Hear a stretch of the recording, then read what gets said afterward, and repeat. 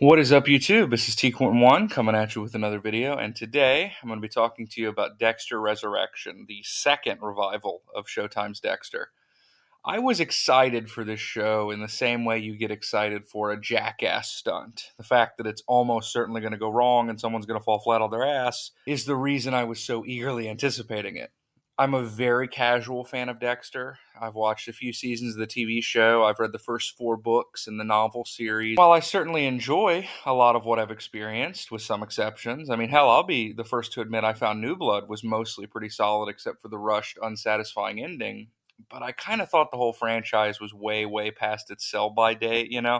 It was clearly meant to conclude with New Blood, so how could this new show be anything other than a cash grab? Then Dexter Resurrection came out, and it was good? Like, really good?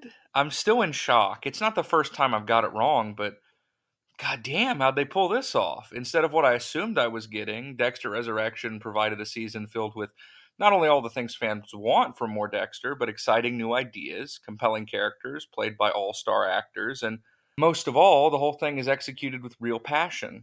La pasión. La Pasión. Yeah, it keeps the relationship alive. The most consistent element of this series has always been its lead actor, and I'm happy to say that Michael C. Hall hasn't lost a step in Resurrection. New Blood introduced us to an older and colder version of this character, but here he's given a bit more humanity. His strained relationship with his son is at the center of a lot of the drama, and while Dexter is in many ways a heartless killer, it's clear that on some level he wants at least the companionship that comes from having a kid. And this isn't a Logan type story where the character's meant to be really beaten down and old, but I did appreciate that they don't try to hide the fact that Dexter is getting on in years either. He's getting to a point in his life where he's tired of doing this alone. Not just because of the obvious physical toll, but the emotional one. The whole season is about, in its own way, community. Speaking of, it's also fascinating to take a lone killer like Dexter and put him at the center of a nest of vipers. The serial killer club thing sounded like a ludicrous idea, but in practice, it's great TV. Not only because of the suspense, but also because of the great character actors they have portraying the various murderers. Neil Patrick Harris at his scummiest, Eric Stonestreet, David Dastmalchian, even Jessica Jones herself, Kristen Ritter. Honestly, between her and the New York setting, Resurrection felt more like peak Daredevil than Born Again did. But the two central antagonists are some of the best that have graced a screen this year. Uma Thurman as Charlie brings the kind of intensity you'd expect from The Bride, and Peter Dinklage gives his best post-Game of Thrones performance. I'm not kidding. Leon Prater is just so perfectly hateable and yet interesting to watch. And I haven't seen Dinklage get lost in a role like this since My Dinner with Hervé. It was awesome to see. There are some returning characters, 2 in particular. Obviously, Dexter's son, Harrison Morgan, plays a big role this season. And I know at first fans seem to dislike him, but I always thought Jack Alcott was a compelling young actor, and here they get inside his head much more, and how similar and different he is to his father. Seeing him and Dexter slowly start to understand each other and even maybe care about the other was kind of heartwarming in a way. A glimmer of hope in all the darkness. On the other end of the spectrum is Angel Batista. If you're a longtime fan, something the series has consistently denied you is the chance to see one of the original Miami crew find out Dexter's secret. And while it's still not all out in the open, seeing his former friend hunt him down was really emotional. And actor David Zayas portrays the betrayal really well. I mean, think about it.